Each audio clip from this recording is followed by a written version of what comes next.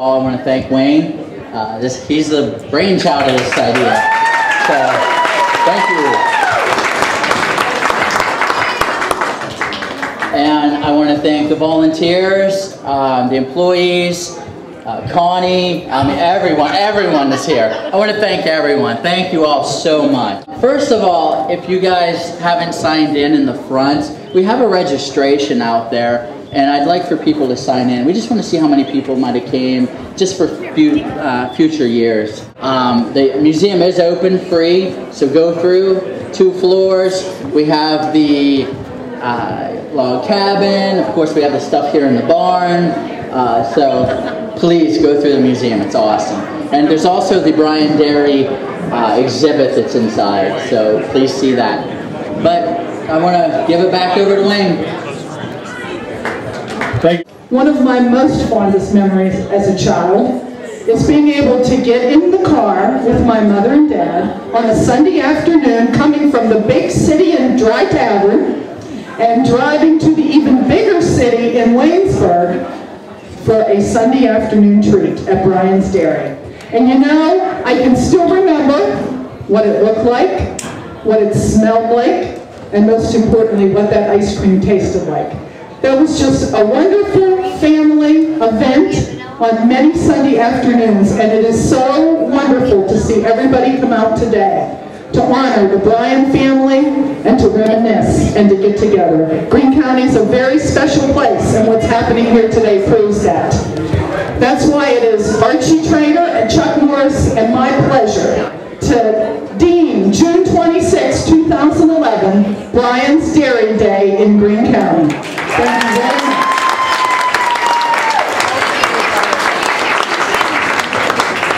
I'm handing it to you. There you go. Thanks. Look at me. Wait. Good. Bryan's Dairy Day in Greene County. That's pretty impressive.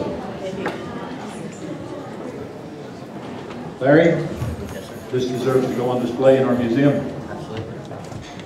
Everybody see this? It's quite an honor.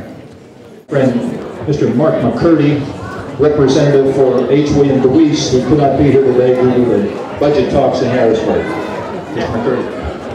Thank you, Wayne, and I want to a special thanks to Wayne for putting this together. As he said, Bill DeWeese, representative, is in Harrisburg at the budget votes that are happening, hopefully today. But as a person who spent a lot of time hanging around Bryan's Dairy, I tried to put a few of my thoughts. Bill DeWeese and I spoke about some of the memories we had, and I tried to put it into to words. I call this Ode to Bryan's, because we owed them so much. It was a place right out of Americana, like a Norman Rockwell painting, where folks came from all directions to make that Sunday ice cream connection. A place to mix brotherhood with buttermilk. A place for tall tales and hand-packed pints.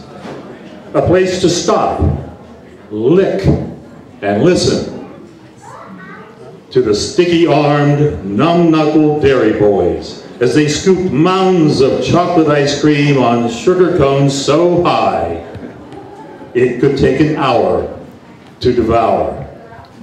So a special thank you to the Historical Society, Wayne Hart, the Bryan family, and all those who came out to support this, to share these special memories that they're dishing out.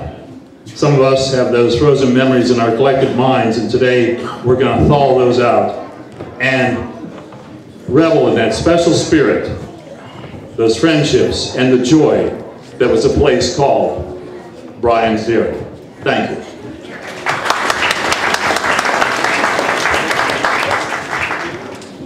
Thank you, Mr. McCurdy, and thank Mr. DeWeese when you see him. I'm looking for my first speaker now. Here he comes.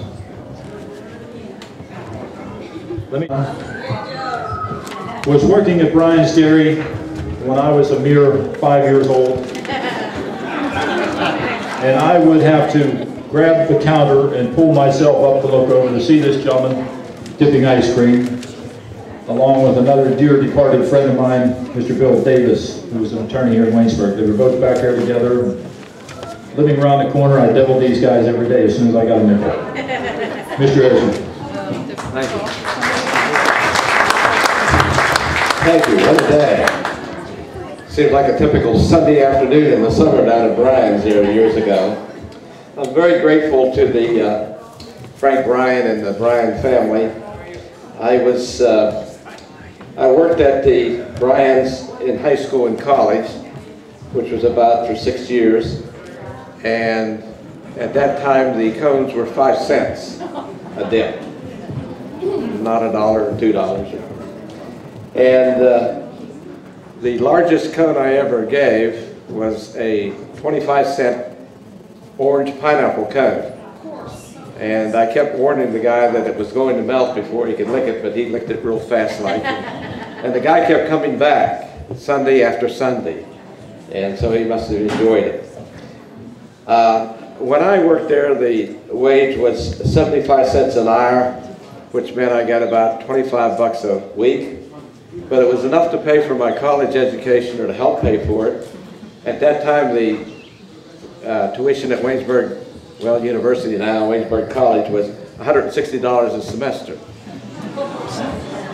Those of you that have to pay the tuition bills. And when I graduated in 1958, it had gone up to $190. My favorite ice cream was the White House Cherry, and we're all out of it. And I didn't eat all of it, I'm sorry to say. But many times people would come in and say to me, well, where's the cherries in the White House? Well, I would say they were in the bottom. But I didn't tell them that they were in the bottom of my stomach. Another interesting thing that occurred was this man, big man, kept coming in and had a 10-gallon hat on.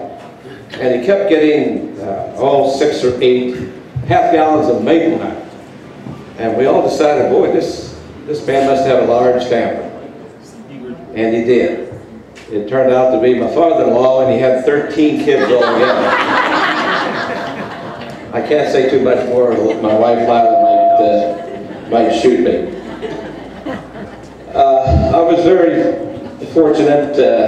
I was in high school with my good friend Betty Bryan back there, and she and I were good buddies, and we shared our birthdays. Hers is on September 17th, mine on September 18th.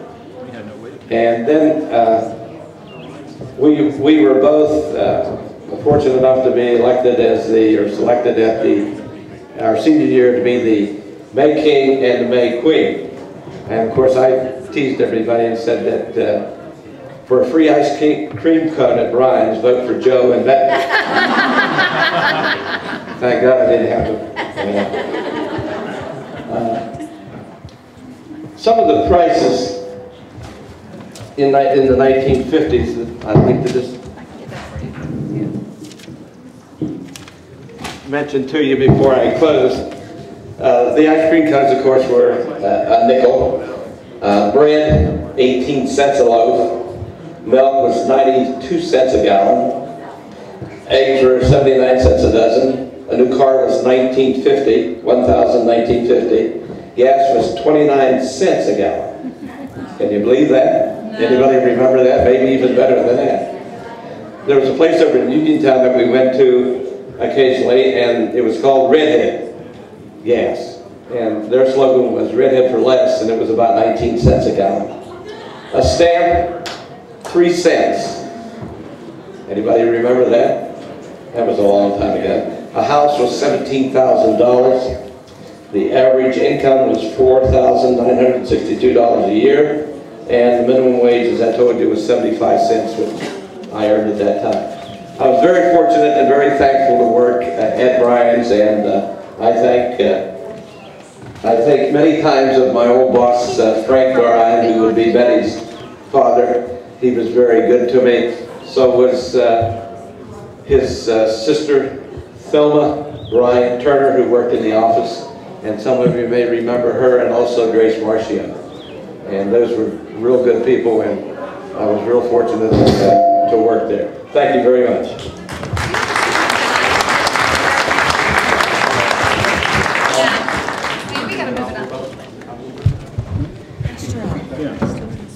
Thank you, Joe. 75 cents an hour. What year was that, Joe?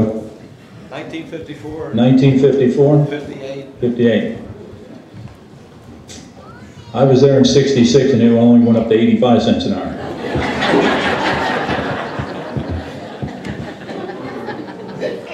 Like Joe, I was there. I enjoyed my time at Bryan's Dairy. I worked in 2 different facets of the organization. I was what they call a dairy boy. And one day I reported for work, and the gentleman in the manager down the dairy store says, "Mr. Bryan wants to see you up in the office." Yes, sir. I knew I didn't do anything wrong, so I go up there to see Mr. Bryan. Mr. Bryan says, "Wayne," he says, "I got a job for you on Sunday morning if you want it. Will you take a truck and deliver milk and products to all the grocery stores in town, just on Sunday morning?" And being time and a half, I was $1.25 an hour. And I said, "Yes, Mr. Bryan, I'll take that." So I had that good job, which I'll always remember. You get into the stores before anybody's there in the morning. My orders were there waiting on me, how much cottage cheese to take to Foodland, how much buttermilk to take to the Acme, the A&P, Howard's Market.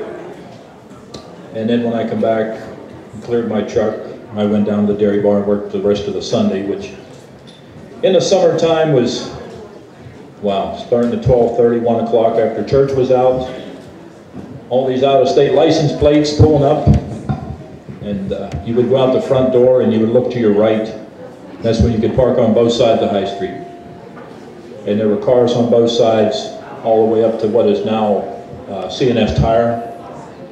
You look to your left, both sides of the street, all the way up to now what is where the state store and unemployment office used to be.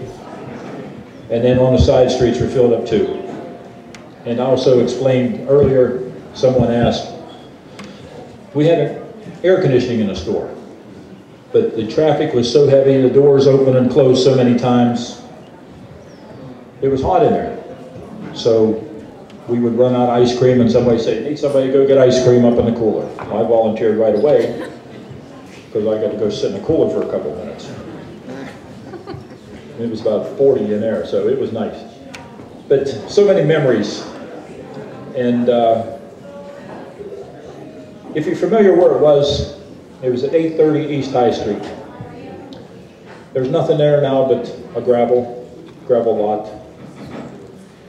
The telephone pole is still out in front, which was right in front of the front door.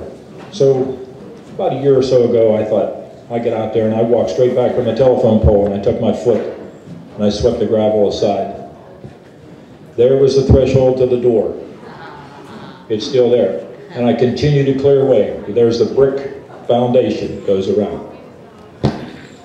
I keep wanting to go back and dig my foot in a little longer and see if I can find that red and yellow linoleum, because I'm sure it's still there too. But there isn't a time that I don't stop at the cherry door. I stop there occasionally, see if they have any bargains, that I won't go over and clear the gravel away. And being that I grew up right around the corner, as a little kid when I was be allowed out of my yard for the first time, that's where I would go to be the dairy. And having the Bryans as a neighbor, I mowed their yards. And I had the privilege of having lovely Betty Jane back there as my babysitter, which I cherish to this day. She took care of me. Got me started off on the right foot and the right milk products. We were thinking about United, but she swayed me to Bryan.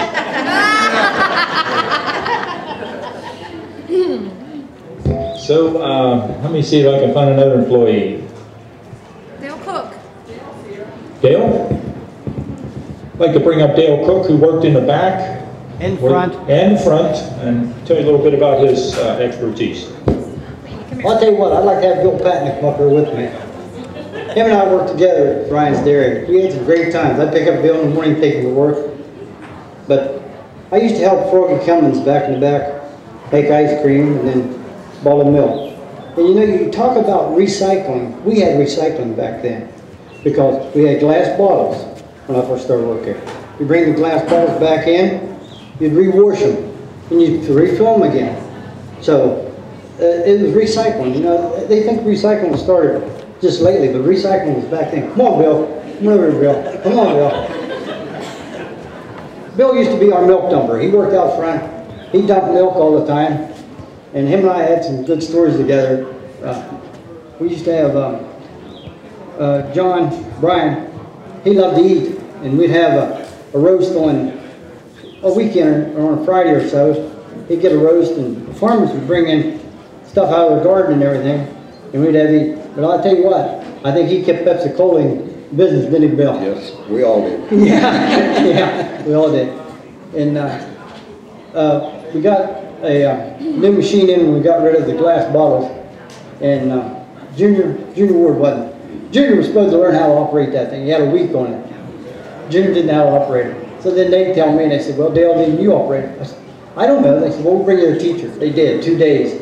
I had to learn how to operate the half pint and the gallon machine. It was like, whoa.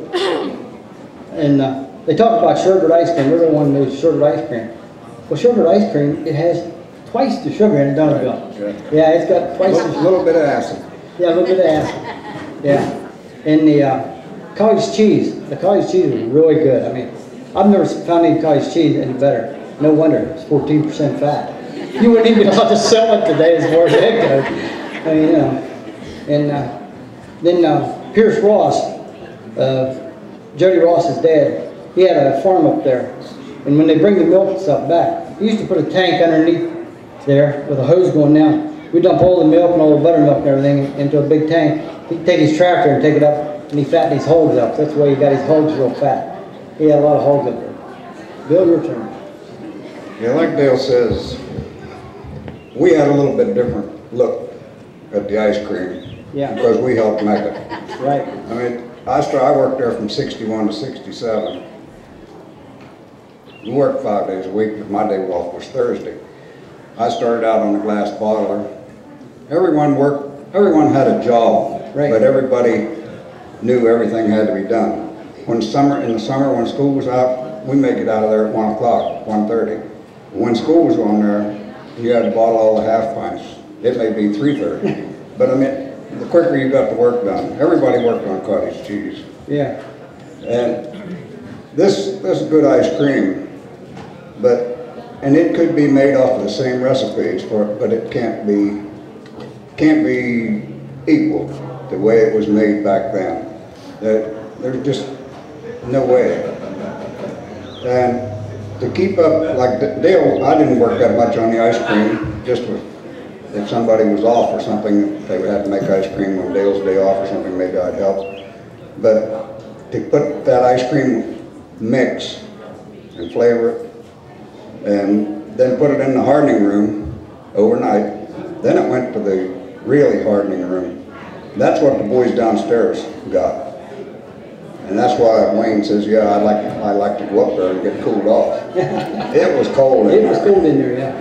And I don't know what 64, 65 along in there, Bryan called me and wanted to know, he says, would you set up a schedule for the boys downstairs? So that was I worked on Sundays some too, but it's really something. The boys, or the kids today, couldn't pick up 6, 7, Dale says maybe 12 cones, one guy dipped down there. They were double dip pointed cones, but they weren't these cake cones today. But to hold them, to see the boys with one hand down in dipping and holding the ice cream up in the air, yeah. Holding it up in the air. I mean, maybe be 4 or 5 boys in the same cooler at the same time.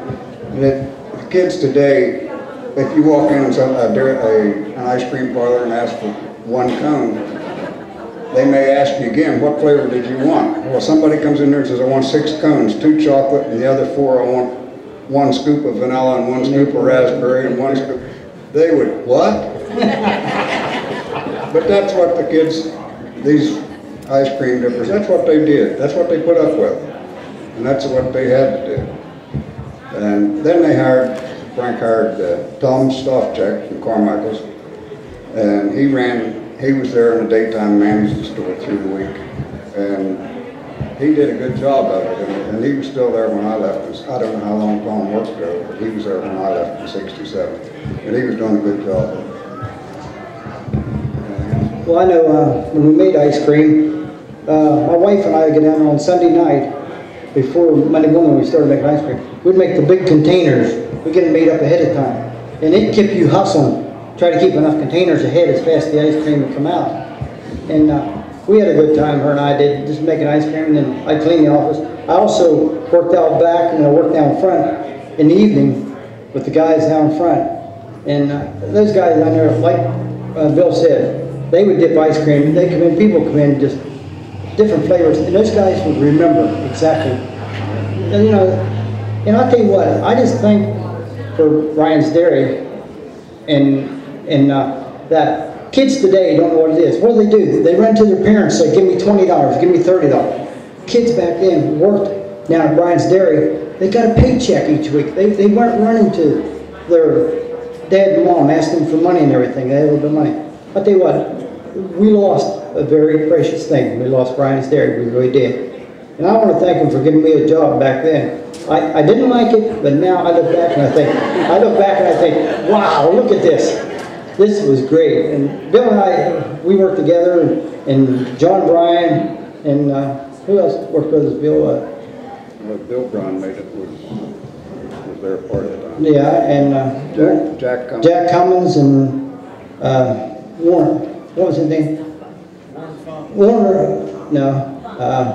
Ernie. Who's the guy? Junior Ward. Junior Ward. That's who I'm trying to think of. Yeah, Junior Ward. And then they had different guys that come in. I mean, you know, but they give people jobs, and they give the kids jobs. I mean, it kept them off the street and out of trouble. Really did. And it was really great. And I'm just so sad that it burned down. All right, that'll get us back to Wayne. Thank you, Dan. Thank you, Bill. We're going to take a break from the employees right now, and I'm going to go back to the back row here and see if we can talk to one of the family members, get some stories from the family side. I'm going to start with Sue Turner, who's another fellow who worked in the office. Her dad drove a truck. She should have something to say. First of all, I'd like to thank the museum for having this wonderful day for us, and especially Wayne Hart, and I know his wife Connie did a lot of work too. And it's just wonderful to have so many people here. I have a lot of good memories of the dairy. My mother was Thelma Bryan Turner, and she worked in the retail store dipping ice cream during her college years. And then as an adult, she worked in the dairy store, the office, well, as a bookkeeper. My father was Floyd Turner, one of the milk truck drivers. And in the summertime, I went with him on the milk truck. We delivered milk to the houses. I was his helper. He paid me the grand total of $2 a day for working. But when you're 10 or 11 years old, that's big money. And another good memory I have is going back into the plant and our Uncle Bill making the ice cream, and he would give it to me fresh out of the machine while it was still soft. Ooh, was that good. So again, thank you so much for the museum, and I want to thank my cousin Billy. She gave me the idea of donating my dairy memorabilia to the museum. That's what started all of this. So I'm the cause of all this big day in a way. Okay, is anyone else? The family wants to say a few words. Why, go ahead.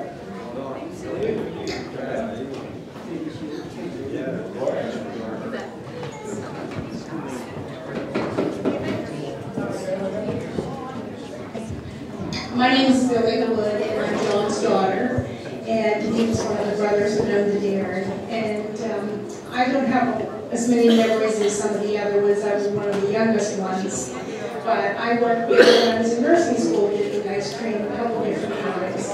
And I don't remember what the pay was. I guess I've forgotten that. But I want to thank everybody for coming today. And I could not believe the turnout. You just don't realize how many people thought of the dairy to see this.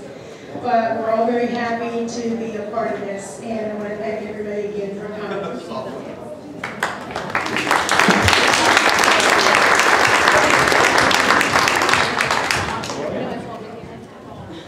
Gloria, I never knew you'd be shy.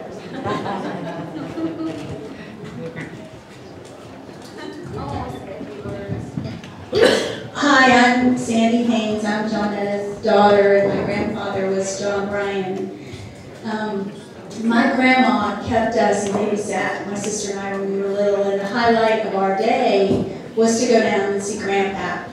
And so, of course, when we did, we got free ice cream, so that was really cool. But and Sue, you were lucky, because I remember going on a run with your dad once when I was really little, and I didn't get paid at all.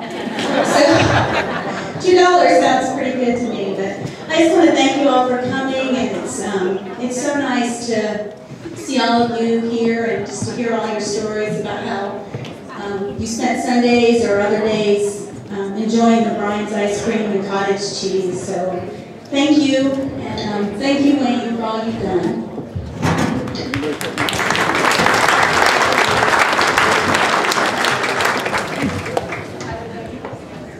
All right,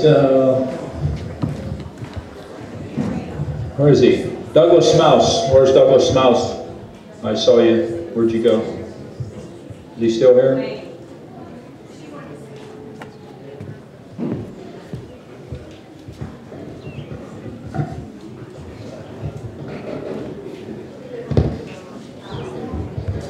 I'm Jonetta Bryan Schultz, and what happened today is I had to pay for my ice cream cone. The first time I've ever paid for a Bryan's ice cream cone.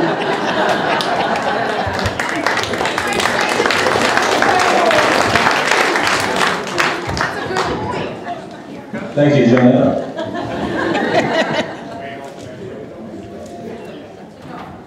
Did anybody see Doug's Mouse yet? Blair, would you like to come up? Blair Zimmerman, President Mayor of Waynesburg, former dairy boy. Put my hat on. Yeah, put your hat on first, make it official.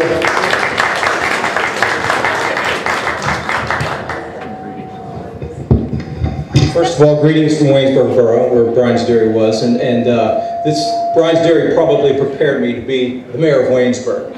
I have tons of stories. A lot of them I can't tell you, and I won't tell you. What a great place to work, and what a great town to be in. And back in the day, Bryan's Dairy was the place you wanted to work. As a kid, you dreamed of being a dairy boy. And on my 16th birthday, a good friend of mine, Leonard O'Connell, was already working there, and he put a good word in with Tom Stalchek, who we were all scared to death of. This guy, I want to tell you folks, when you came into Bryan's Dairy, everything was wiped down triple time with ammonia. We cleaned stuff immaculately, so stuff was very clean when you came into the dairy, but we were scared of him. But I remember being hired by him, and Tom had that, listen here. So, but he was a good guy to work for. But one thing that wasn't mentioned, that probably some of the people from my class, we weren't always the best looking guys at Waynesburg High School, but we were real popular with the girls because they got our discount on ice cream cones.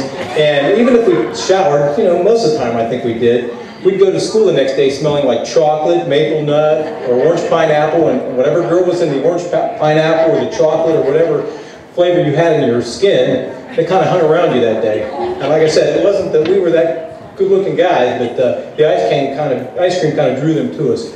But it was a great time to be in Waynesburg, and I hear people, from the time I worked there till today, talking about, man, I wish we had Bryan's Dairy. And I mean, not a day goes by that people talk about, I'm going to put an ice cream parlor in Waynesburg, and for years, we've all, obviously today shows that we've missed Bryan's Dairy, and what a great time, and I wish we could have it back. Thank you very much. Thank you, Blair.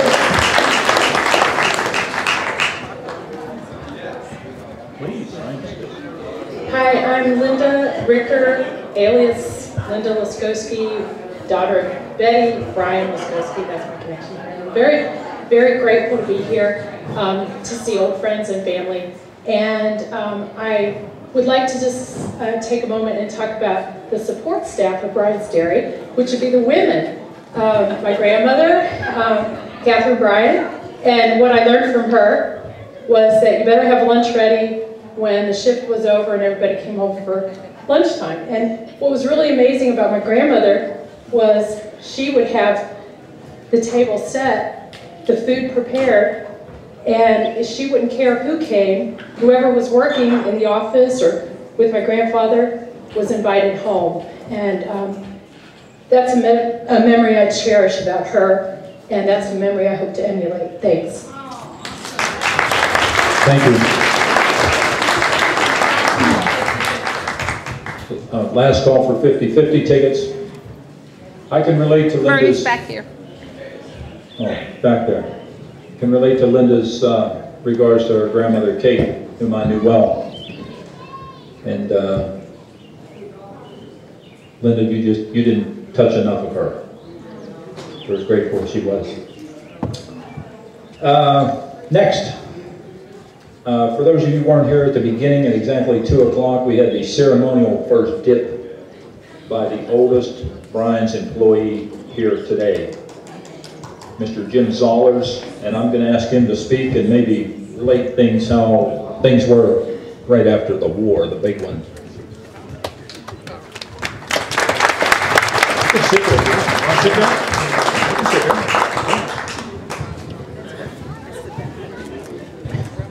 I'm Jim Zollers, and I'm the oldest one, and I started working at the age of 16 in 1948.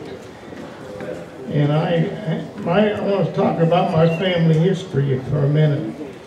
My grandfather was a friend of James Bryan, who had a dairy farm in Franklin Township. And we're talking way back now when he had the farm back to the hospital. He named my father James Bryan Zollers for him. And we carried that name. Now we have a J. Bryan, B-R-A-Y, Zollers, who is my grandson. So we have carried the Bryan name all the way back from when my father was named James Bryan until my grandson was named J. Bryan Zollers. And it seems that my grandfather and James Bryan were very close friends, and that was the reason that he named my father James Bryan. A lot of this I was going to say to you has been said. When you're last or next to last, you don't have too much to say. However, I have a couple things to talk about, haven't been. One of them is that we sold packaged ice cream, and we also hand-dipped ice cream. And the packaged ice cream had a lot of air in it. It was cheaper and a lot of people bought it. But the big bargain was if you bought hand-packed ice cream, because we put as much ice cream in there as we could pound to get in. And you got a very good deal on hand-packed ice cream.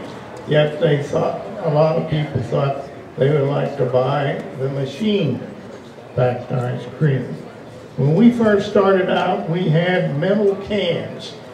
I don't know whether they have any of them on display or not. Heavy metal cans. And you had to go up to the hardening room, and it had a hook that you hooked onto the metal can, pulled the metal can up, put it on the cart, brought it across the walkway, down the steps, into the dairy. And they were very heavy.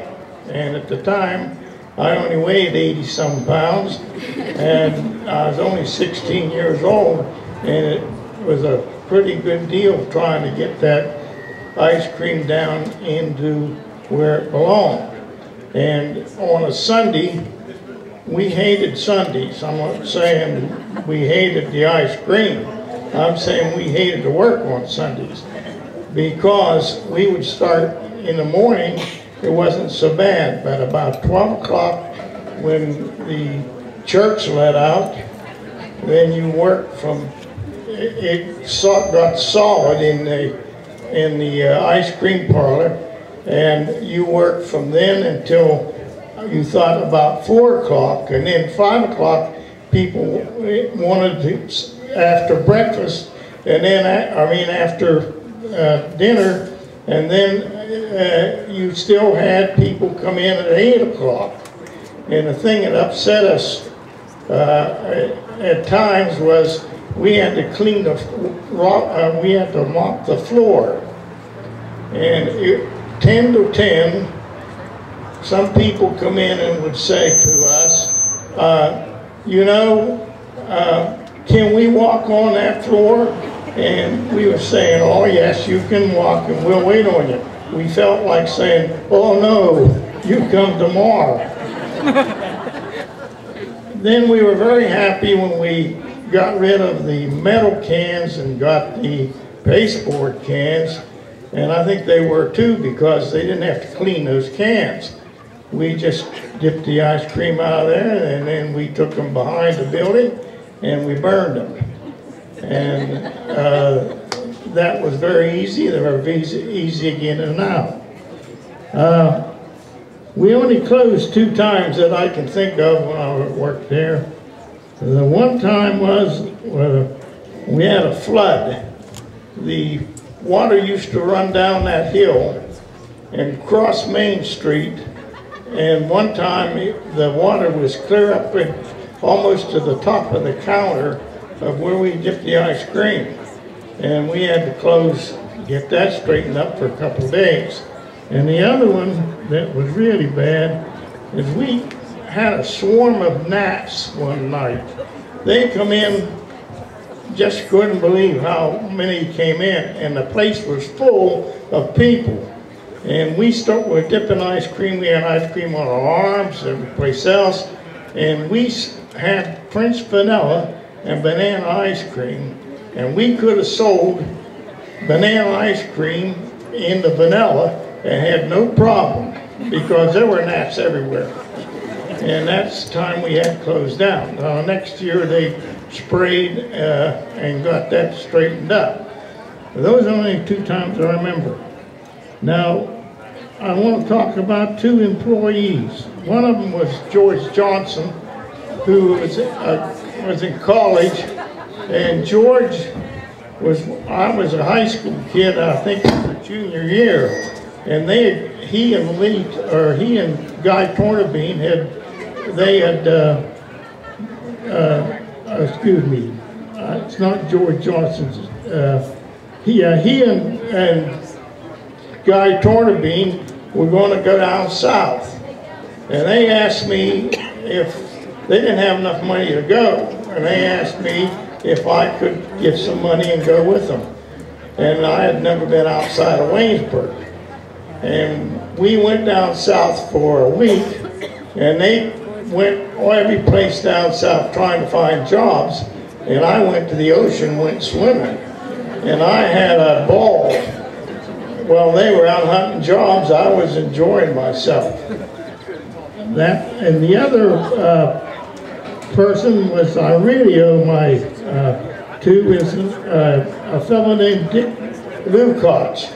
Now Dick Lukoch worked down there, and he was the trainer for the college football team. And I had taken a general course in high school, and he came down there one day and said, how would you like to go to college? I said, well, in the first place, my dad doesn't have money to send me, and in the second place, I took a general course. He said, I'll get you a scholarship at Waynesburg College if you'll come up and be a trainer. And I said, what's a trainer?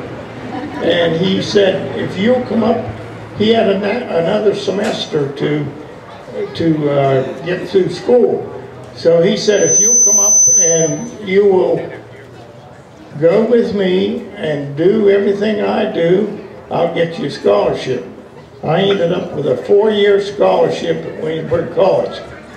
And I owe that to him. Otherwise, this is how the camaraderie of the guys that worked there was. Because these 2 things I would never have been able to do. So I had to owe that to him. Now I've got a couple funny ones to tell you, and then I'm going to go off here. There was a lady who used to come in on Sunday with a big pan, and the place would be loaded with people. And she wanted dips put in that pan. Now you know what size the dips are.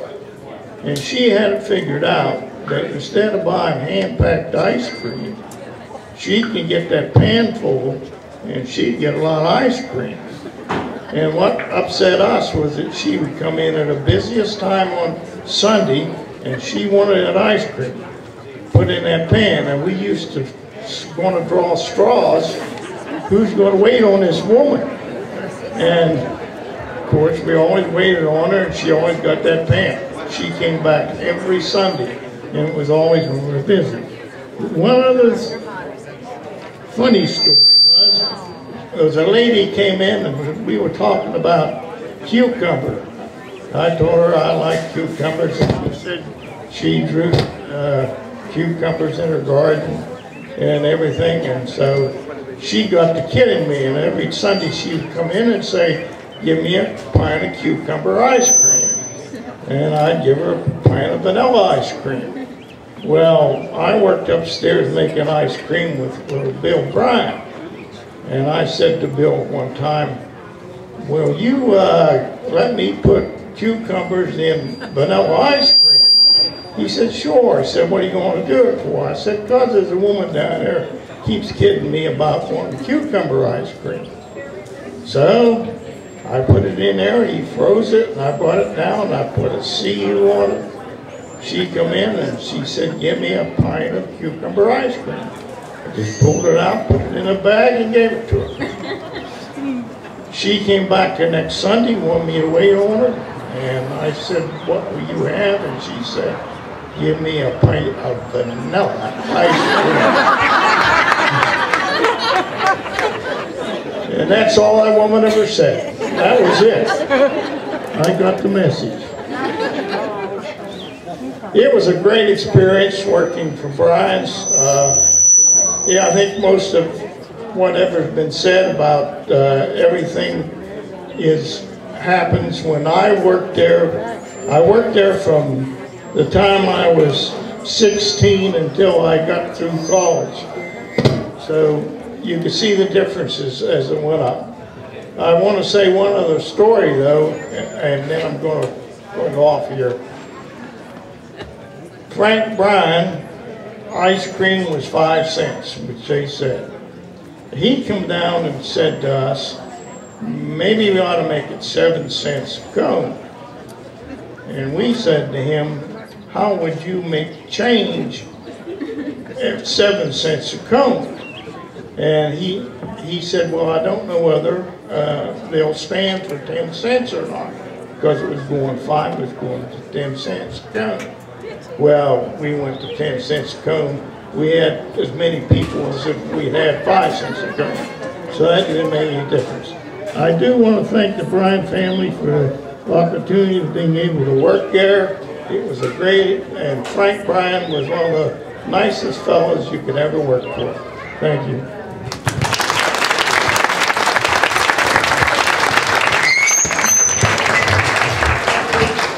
Thank you, Jim. Okay, now just a second. We have received more ice cream. We have received another tub of orange pineapple, another tub of maple nut, a tub of White House, and a tub of raspberry. Not black raspberry, but raspberry. It is now available. Get you some tickets, get back in line. Once again, the flavors. Oh, the question keeps arising. Where did I get the ice cream? Bryan's family's all in. Did they make it? Does anybody know where I got the ice cream? I'll tell you what the biggest demand was everywhere I've gone in town since that article came out in the newspaper 2 weeks ago. Wherever I go, a lady will pull me aside. Wayne, I see Bryan's Ice Cream. You're going to be out there at the museum. You're going to sell Bryan's Ice Cream. Yes, ma'am. Can you get me cottage cheese? You wouldn't believe the request I've had for Bryan's cottage cheese. If I can get enough old containers printed up, by golly, I'm going to start selling it. The ice cream mystery started about 2 years ago. I stopped in Rush's General Store in Rogersville one day, my wife and I. Outside too. What's that? To get some ice cream. We went back, they dipped us some ice cream, and I noticed the flavors. And I'm looking at these flavors, and they're all ringing a bell. I said, these are all familiar flavors from when I worked at Bryan's. The orange pineapple, the maple nut, the vanilla, the chocolate, the White House, the raspberry, and of course some new flavors. So, yeah, maple nut being my favorite, I asked for 2 scoops of maple nut in a cup. When we sit down and start eating, and I said, boy, this, took another bite, I said, damn, this tastes just like Bryan's. You can't forget that taste once you've had it. So I eat the rest of it, I enjoyed it, and I go home. And I call my old babysitter up, Betty Jane. I said, Betty Jane, I've just had this ice cream. It tastes just like Bryan's. I says, it's called Hershey's. Betty Jane tells me, Wayne, I'll let you in on a little secret. Dad bought all his supplies and flavorings off of Hershey, mixed them up here in the back of the store. So basically, well, I'm sure that maybe a tweak or two back then that's not in there now, and I was just interviewed a little while ago by the newspaper, and he asked me how close I thought it was to the original. And I said there was a frog hair's difference. What do you guys think? What's the opinion here in the crowd? You've had it today. Did you enjoy it? Did it taste like? Did you enjoy it? There's more over there. We have plenty more tickets. Your credit's good.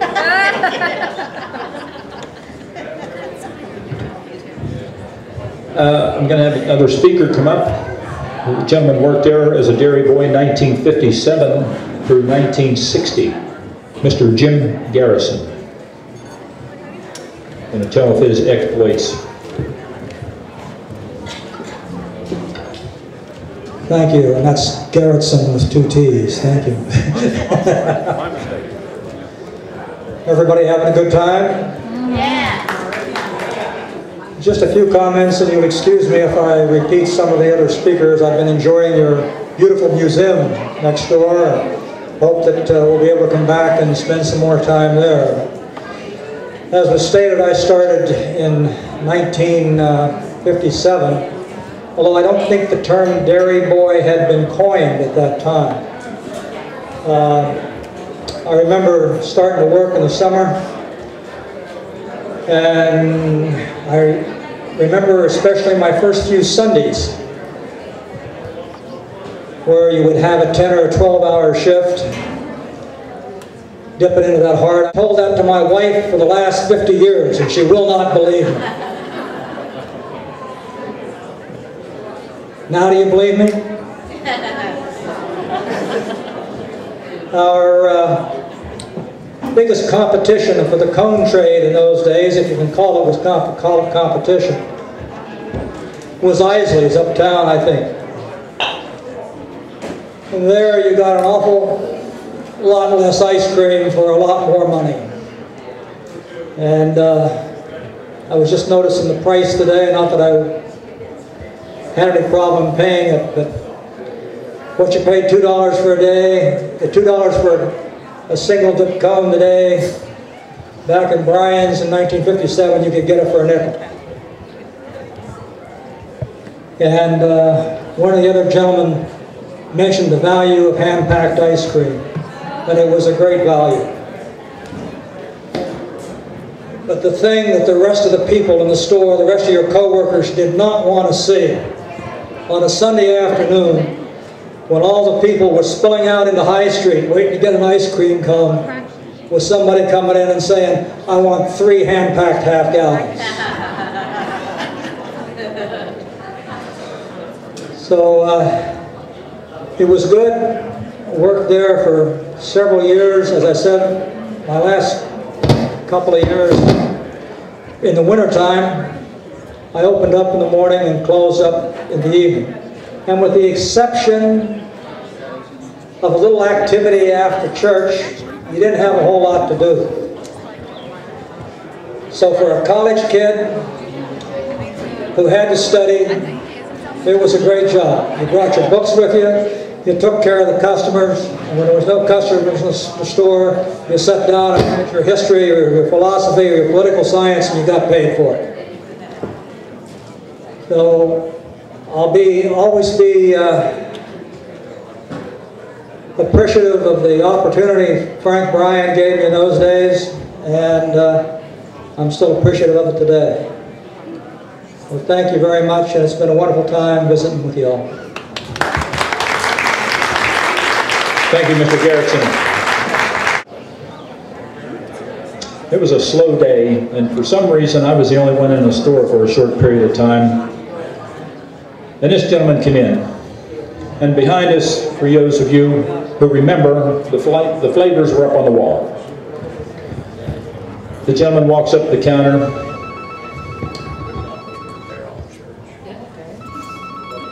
You calling me? No, wait, don't give me. Are you serious? I got it.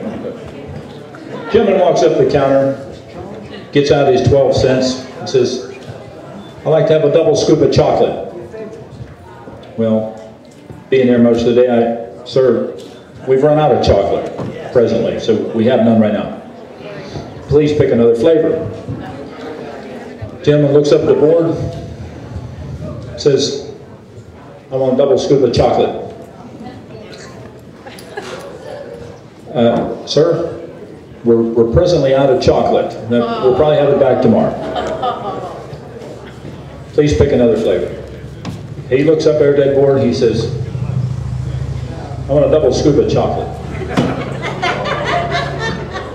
I said, "Sir, how do you spell the van in vanilla?" He looks up there and he says, "V-A-N." "Yes, sir." "How do you spell the straw in strawberry?" He goes, "S-T-R-A-W." "Okay." "How do you spell the damned in chocolate?" He looks up there and he says, "There's no damned in chocolate." I says, "That's what I've been telling you for the last 10 minutes. Please pick another flavor." True story. I'd like to introduce next a gentleman who was very helpful in this event, especially on the internet side. I'm sure most of you saw his Facebook, his Bryan's Dairy page, and the only gentleman here that has worked in 3 different facets of the Bryan's Dairy organization. He worked in a dairy bar, he worked on a milk truck, and he ran the service station across the road for a short time. Our President Judge of Greene County, Mr. Farley Toothman. And he was the dairy manager back there too. And he's also our dairy boy manager today. Thank you, Wayne. On behalf of the Greene County court system, as a judge, I know that it is appropriate for me to extend the glad hand of the courthouse and the Bar Association and all the members of the criminal justice system over the last 100 years who enjoyed Bryan's Dairy. It's appropriate that maybe Wayne introduces me here toward the end of those who worked, because that's when I worked at Bryan's Dairy. I remember living in Hallbrook and my grandparents helping me to understand how important Bryan's Dairy was to Greene County farmers in bringing the milk in and creating a market for that milk. So the first point I'd like to make is how Bryan's Dairy served the economy of Greene County through its dairy farming relationship, and it did that for a long time. Next, I had the opportunity to work on the dairy delivery trucks in the middle of the night. For a little bit of chocolate milk, we would be willing to run, of course, the milk to the doors and bring the empty jars back. And then I heard the name Thelma Turner and Floyd Turner, I believe. They were a couple who I think interviewed me at the time, and then Grace Marcio, and then Mr. and Mrs. Laskowski, and pretty soon it's the late 1970s. I was graduating high school in 1973, and they and the experience at working then at Bryan's, both with and around the trucks, behind the dairy counter, and then across the street, you'll remember the old wooden house that was purchased across the street where it was thought a new Bryan's Dairy might be built, or a parking lot at least. And then when the gas crunch came in the 70s and they purchased the old cute, I might add, Pennzoil station that was across the street to serve the trucks. What the Bryan family gave me the opportunity that to this day I certainly use is that they trusted me. And it is a matter of trust certainly to serve the community on the bench. But if you can imagine, I was willing to do anything. It would be my job. But they didn't have to, but they did trust me. Trust me to know how big a scoop to give or sell, how to pack that ice cream, how to run upstairs quickly and get another 5-gallon pail out of that freezer room and bring it back down without dilly-dallying, because there was a line all the way up to what is now Humble's carpet store. Or to move a truck across a very busy highway as a driver and wash it out, or to run the gasoline station across the street. Of course, I learned everything that I need to know on the bench behind the bar at Bryan's Dairy. It would be relationships with many of you in the community that I serve, serving really through the passing of the cone. And yet I do think it's appropriate at some point today that we take a vote. Now, only my 4 children would understand that there isn't a week passes, there isn't a day passes that I don't think about Bryan's Dairy, because I still love ice cream. And if you think that I've gained a little weight since 1973, it is because I still do love ice cream. And I'm still reading about it and understand the chemistry is a mixture of butter, fat, and sugar, isn't it? And what else is added? But I need to settle a score, because we could never figure it out as a dairy boy behind the bar. And I need to see a show of hands or a scream or applause. How many of you liked chocolate the best at Bryan's? Okay. Vanilla. Not many. Maple nut.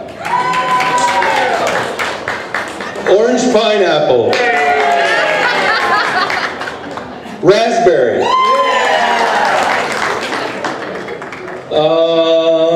What other flavors should we vote on? White House. Sold out of White House. Peanut butter. Peanut butter, yeah, remember peanut butter? Well, you remember these canisters, I think they must be 2.5, 3 gallons, but the old ones were 5 gallons and much deeper. And there would be every Sunday that a dairy boy would leave with ice cream on his elbow, getting down in there and getting it done. Who liked the cottage cheese? One of my favorites still. But who knows the secret of cottage cheese? That nice big vat that was in the back. I loved seeing that. And yet there's another point of trust. All of that sugar in the back. All of that dairy product back there. Taking care of it and making sure that it was right going in. And I did enjoy learning each of the steps of the process. But cottage cheese, I think the most butterfat that we can buy in the store today in cottage cheese, and I know this, is 4%, isn't it? The light is like 2%. But how much butterfat was in Bryan's Dairy cottage cheese? Does anybody really know? 14% butterfat. And the highest you can buy now is 4%. And that's why we loved it.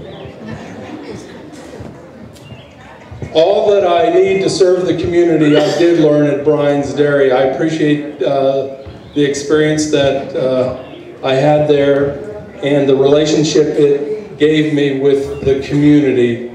And on behalf of all those folks who couldn't be here, who contacted me or Wayne or others, it is gratifying to see that so many people appreciate the wholesome values that came through Bryan's Dairy and applied in all walks of life. Mr. Zollers was my principal. Mr. Principal. Thank you very much. Can I say one thing before you go? I just want to say one thing. I was helping out behind the counter back there with ice cream, and Farley was managing the dairy boys back there, and he was giving these nice hefty scoops, you know, and of course I'm looking outside seeing the lines of people, and I'm like, hey, lighten up on those scoops, will you? He goes, that's not Bryan's Dairy. That was Chico Dairy down in Morgantown. Thank you, Farley. Anybody else out there would like to say anything? Any former employee that I maybe overlooked? Any family member? No one? I do have one other lady I'd like to hear from. I'm sure you'd like to hear from her. She's been very instrumental in my life since birth. She's not even paying attention to me right now. Okay. Betty Jane Bryan Laskowski.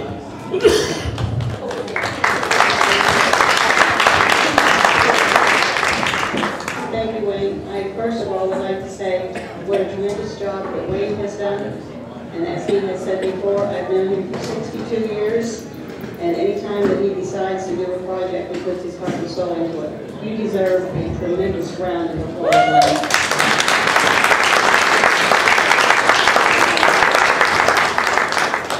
Myself, I am overwhelmed. I know that my father would have been, the whole family would have been. I thought maybe there would be 50, at the most there would be 60 people here. And I cannot believe that everybody has been so gracious and so kind to remember my family like this. I just have a couple little stories about the dairy. It had its ups and downs many times. One of the times I remember was when during World War II, and I was very young, but during World War II, Dad had a terrible time getting sugar. And thanks to his brother-in-law, Calvin Heasley, who lived in Florida at the time, had a friend that lived in Puerto Rico. His name was Tony, and that's all that I can remember. But he owned a sugar plantation, and Uncle Calvin put my dad in contact with him, which enabled them to buy sugar, and the dairy moved on. If it hadn't been for that situation, I don't know. I know there was a lot of restless nights and worry about, getting sugar for the ice cream. And like so many times now that we've talked about the price of ice cream, I remember when the ice cream went from 5 to 6 cents, the town went ballistic. It really did. And the phone calls that came to the house and to the dairy were numerous. And why did you do this? And Dad tried to explain because of the ingredients. And then when the 10-cent huge cone went to 15 cents, it was unbelievable, all the phone calls that he received. But it didn't seem to hurt it, I guess. But again, I'm just overwhelmed and so thankful for everybody and seeing old friends. It's been great. It's really been great. And I appreciate it. And my dad would have appreciated this too. And when Wayne called me in March and had the idea, I said, okay, let's try it. And I think after being asked by so many people, I think that maybe Wayne should do this again next year. Thank you so much for attending. Thank you. Don't talk in front of the speakers. She talked about the price increase from 5 to 6 cents a scoop. I happened to be working there at that time. June 1st, 1966, the price went up. Big sign on the wall. Sunday, as it was.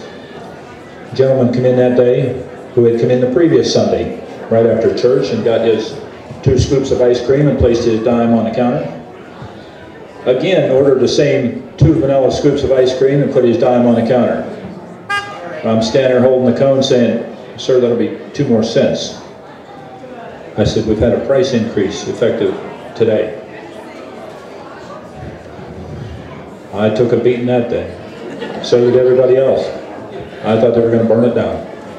But the love of the ice cream was so good, they paid the price. And it was well worth it.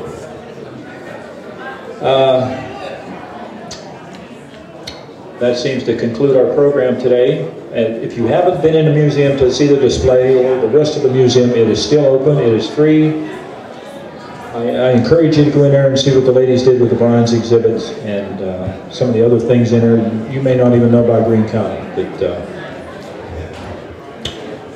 And in closing, I'd like to thank all these people that helped today, members of the museum, volunteers, the Bryan family for lending their name and their product for all these years so we may enjoy it again, and especially my wife.